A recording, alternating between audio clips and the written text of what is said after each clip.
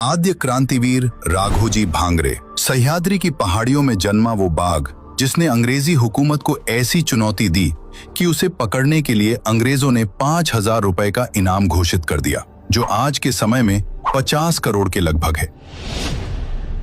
साल 8 नवंबर 1805 को महाराष्ट्र के अकोले क्षेत्र के देव गांव में राघोजी भांगरे का जन्म हुआ। वे आदिवासी महादेव कोली समाज से थे।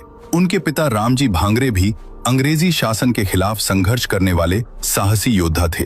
वे राजूर प्रांत के सूबेदार थे और उसकी मां रमाबाई घर परिवार संभालती थी। साल 1818 में की हार के बाद अंग्रेजों ने महाराष्ट्र में अपना प्रभाव तेजी से बढ़ाना शुरू कर दिया। अंग्रेजों के बढ़ते हस्तक्षेप और पारंपरिक अधिकारों पर हो रहे कब्जे के खिलाफ रामजी भांगरे के नेतृत्व में गोविंदराव खाड़े, वालोजी भांगरे, लक्षा ठाकुर और रामा किरवा जैसे कई आदिवासी योद्धा भी अंग्रेजों के खिलाफ खड़े हुए। साल 1821 में रतनगढ़ पर अंग्रेजों के खिलाफ उठाव हुआ। अंग्रेजों ने इस विद्रोह को कुचलने के लिए बड़ी सैन्य ताकत भेजी। भयंकर संघर्ष हुआ। अंततः अंग्रेजों ने सैन्य ताकत से रतनगढ़ पर कब्जा कर लिया और रामजी भांगरे तथा गोविंदराव खाड़े सहित सभी को गिरफ्तार कर लिया गया। रामजी भांगरे को बाद में काला पानी की सजा दी गई। राघोजी ने अपने पिता और अपने समाज के योद्धाओं का संघर्ष बचपन से देखा था। यही संघर्ष आगे चलकर उनके भीतर अंग्रेजी हुकूमत के खिलाफ विद्रोह की आग बन गया।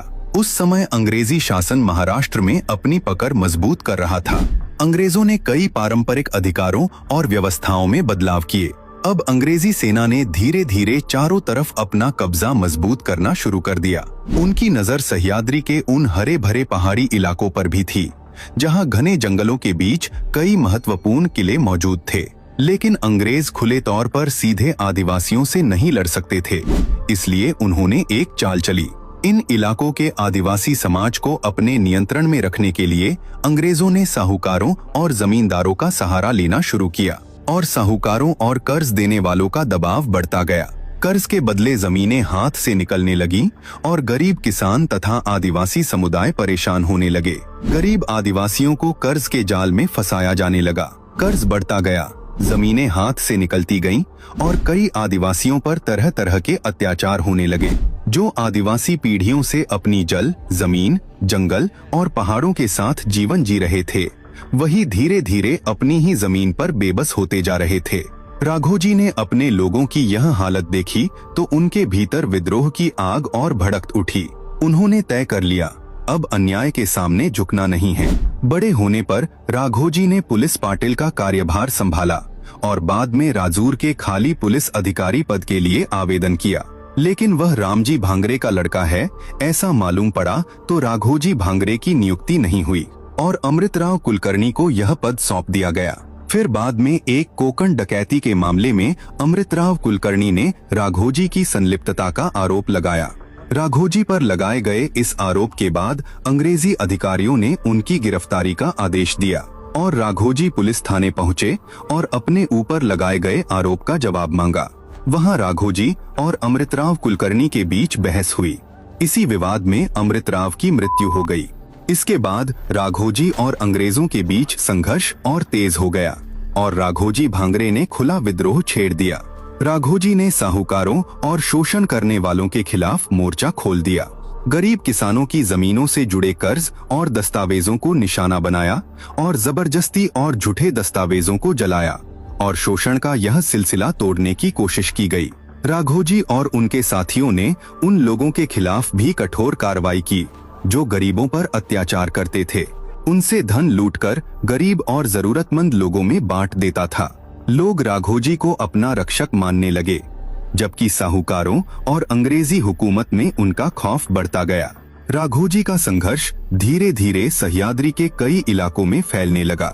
नासिक के इगतपुरी, त्र्यंबकेश्वर, सुरगाना, पेठ और कलवण तक उनके आंदोलन की गूंज पहुंचने लगी और लोग उन्हें सह्याद्री का ठाण्या बाघ कहकर पुकारने लगे।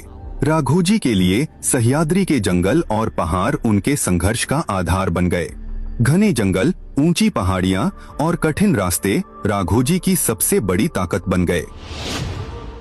वे अपने साथियों के साथ अचानक कार्रवाई करते और फिर जंगलों पहाड़ियों में गायब हो जाते। अंग्रेज उन्हें पकड़ने के लिए लगातार अभियान चलाते रहे, लेकिन राघोजी उनकी पकड़ से बाहर रहे। साल 1844 में उनका विद्रोह और तेज हो गया।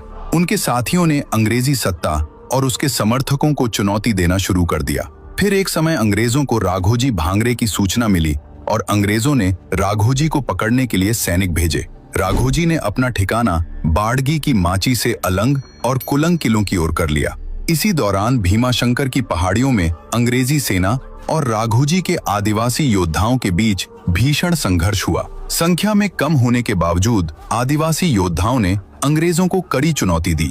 घने जंगलों और कठिन पहाड़ी रास्तों का फायदा उठाकर उन्होंने अंग्रेजी सेना पर जोरदार हमला किया।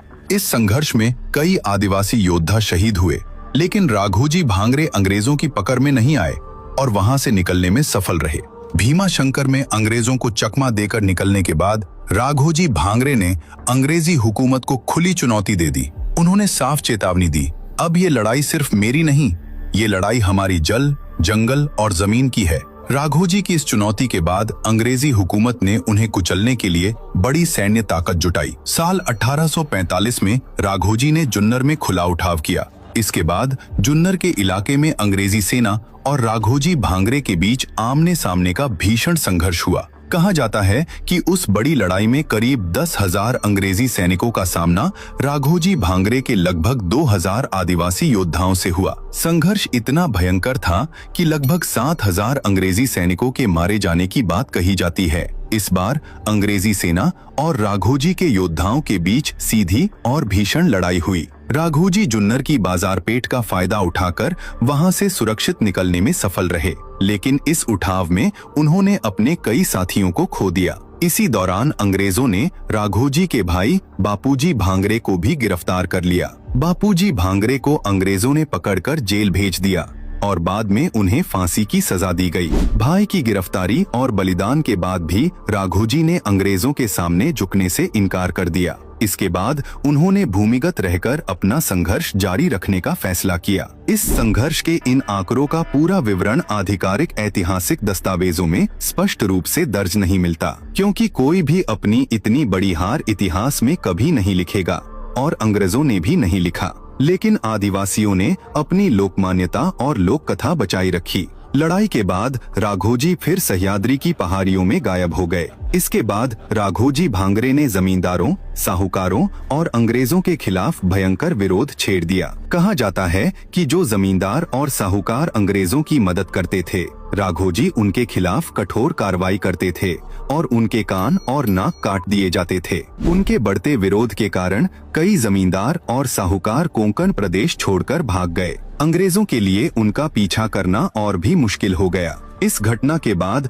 राघोजी भांगरे का नाम दूर दूर तक गूंजने लगा। उनकी वीरता और अंग्रेजों के खिलाफ उनके साहस की चर्चा होने लगी। जब यह खबर सातारा के छत्रपति प्रताप सिंह राजे भोसले तक पहुंची, तो वे भी राघोजी भांगरे के साहस से प्रभावित हुए। उन्होंने राघोजी भांगरे को सम्मानपूर्वक मिलने के लिए सातारा आने का पत्र भेजा।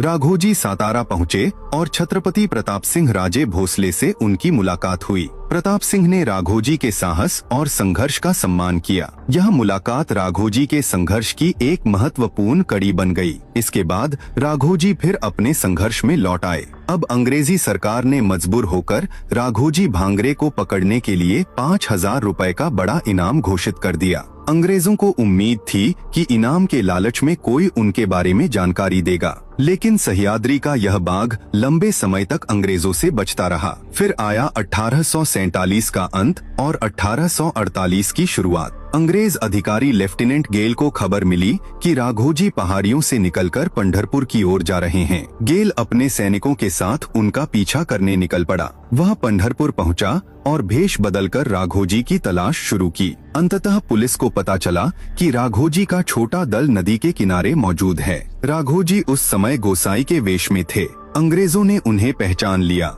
चारों तरफ से घेरकर अंततः 1848 में पंढरपुर में राघोजी भांगरे को गिरफ्तार कर लिया गया। गिरफ्तारी के बाद उन्हें थाने लाया गया। उन पर मुकदमा चलाया गया, लेकिन उनके पक्ष में कोई भी वकील खड़ा नहीं हुआ और उन्हें फांसी की सजा सुनाई गई। लेकिन राघोजी भांगरे हंसते हंसते अपनी जल, जंगल, जमीन के लिए फांसी के लिए तैयार हो गए और उन्हें ठाणे की जेल में फांसी की सजा सुनाई गई।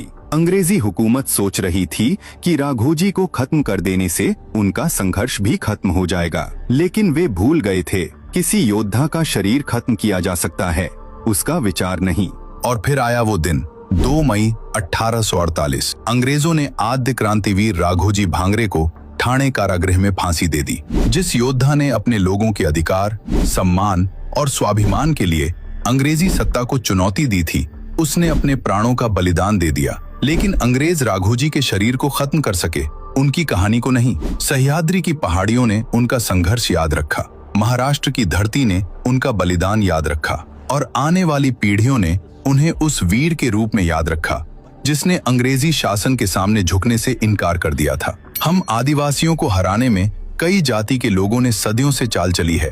उनका नाम लूंगा तो विवाद हो जाएगा, लेकिन मैं इनको कभी नहीं भूलूंगा और उनका बदला जरूर लिया जाएगा, क्योंकि अपना टाइम आएगा। आद्य क्रांतिवीर राघोजी भांगरे सिर्फ एक नाम नहीं थे, वे सह्याद्री के स्वाभिमान, संघर्ष और साहस की पहचान थे। उनका जीवन हमें हमेशा याद दिलाता रहेगा, अन्याय कितना भी बड़ा हो, उसके सामने उठी आवाज कभी व्यर्थ नहीं जाती। आद्य क्रांतिवीर राघोजी भांगरे अमर रहें। जय जोहार, जय आदिवासी, जय मूल निवासी।